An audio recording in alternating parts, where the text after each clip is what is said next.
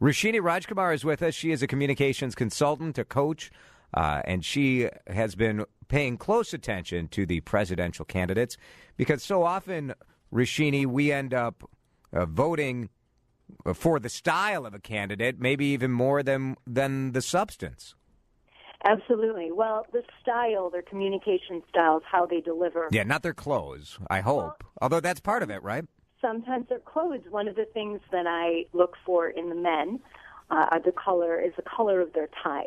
So, Well, now it's like they can't wear a tie. They have to. It's the open button-up collar. Shirt.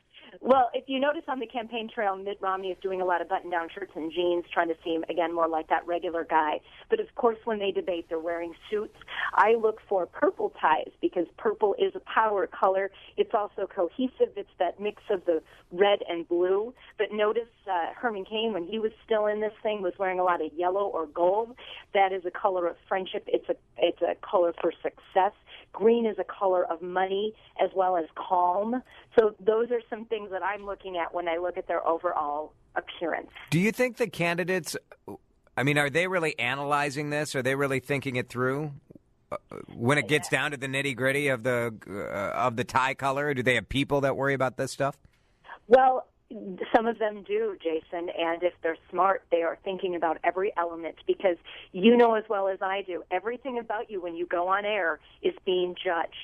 So from the way your eyes are, from your body language, to what you're wearing, to how you deliver, how you stand, how you cock your head, all of those things have subtextual messages.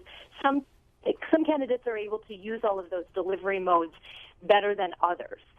You've seen Rick Santorum, who, again, is very authentically himself. That's an asset, but sometimes he gets a little bombastic. He gets a little defensive depending on what the subject is that you're talking about. So last night, they each had some flubs. They each had some winning moments, and it's up to the voter to really decide as they're listening to these guys, as they're watching them, who's being honest, who's able to look us in the eye and match what they're saying with what the record actually is. We welcome your calls on communication style. I don't want to get into a debate on the issues of the candidates right now, but if you'd like to weigh in on some of the ways people speak, the way they're handling themselves, these candidates or the president, feel free to give me a call at 651-989-9226. We welcome your text messages as well. The text number is 81807. So feel free to get in touch with us either of those ways. Roshini, the president himself, has been taking somewhat of a beating lately obviously because there are many Republicans running in many ways against the president. But, boy, he had kind of a breakthrough moment when he was singing a little bit. Was that last week or earlier this week? And now that's a ringtone. Are we talking about the same thing? Yeah. A ringtone to sort of bring the unity back to his campaign. Let's stay together, he's saying, right? Yes, let's stay together. It was pretty good. He's not a bad singer. Right. And the thing is, this is the time that all of the Republican candidates are going to be attacking. If there's one thing they do agree on, it's attack President Obama. Okay, that's just what you do at this point in the campaign, and that's fine. And some things that they say are preposterous, some things are right on. But then on his side, President Obama is also, quietly raising money, overtly raising money, and he's doing things. Now, tonight is his opportunity with the State of the Union to get the eyes and the cameras back on himself. He's kind of let the GOP debates and the primaries and caucuses be their own thing. Sometimes they're a circus, sometimes they're strange, sometimes they're good. He is now going to take full attention back to himself tonight. It will be very interesting to see how he walks into the halls of Congress, how he greets everyone, the glad handing that he'll be doing with members of Congress. And it will be interesting to see, too, some of these people who are running for president, where they will be while he is giving his State of the Union. Yeah. It's tricky, right?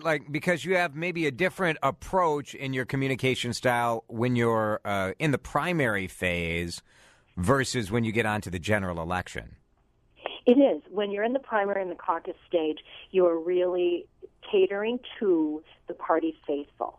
But then the thing you have to remember is these debates are seen by the entire country, by the entire world. Yeah. So then when you are on TV or on the radio, and those things can be played over and over and over again, and you know how great it is to replay those right. soundbites, they live on. You have to think about how does, especially these last four now, they're in this home stretch. How do they make sure the soundbites and the quotes live on in a good way and deliver a good, positive message in their favor to the general election? Well, you can argue for sure that the lack of communication is what did in Rick Perry.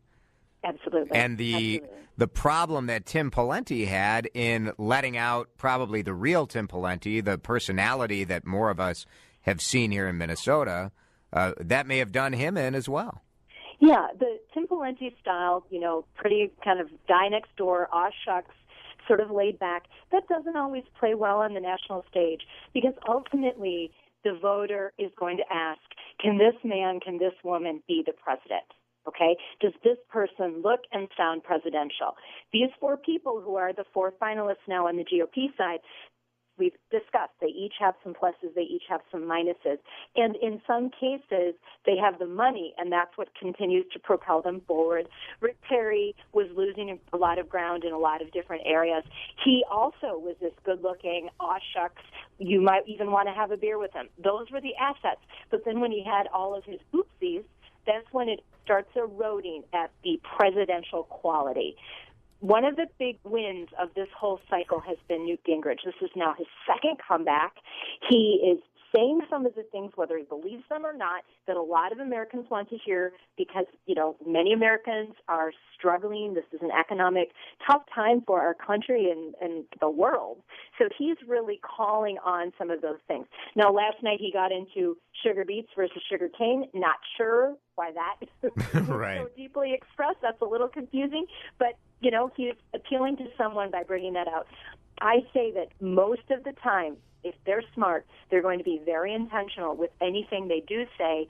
Some are more skilled at turning even a tough question into a fluid answer. Last question, Roshini. Are there one or two lessons that the rest of us can pick up from observing? A lot of people are going to watch the State of the Union tonight. People have been watching the campaign. Are there a couple of lessons that maybe the rest of us can use in our normal communication lives from what we're seeing from these guys? Absolutely, Jason. Great question. Remember to be authentic and to be honest. If you are authentically yourself, no matter what, you are going to get, and you're truly trying to be a good communicator, you are going to have some success, if not some good wows. Let's just take even you with good question. You are naturally funny. I've known you for years. But if you were more straight-laced and you tried to do some of the stuff that you did, it wouldn't work on good question. Right. Okay? So you're using your natural, authentic personality to deliver that content. And that's really what regular people, no matter what your job is, no matter what you're trying to do and your intent, have some authenticity and honesty and really be intentional. Don't just phone it in. I think that's good stuff. Very good. Thanks, Roshini. It's nice to talk to you. Thanks, Jason. Have a great birthday. All right. Roshini Rajkumar.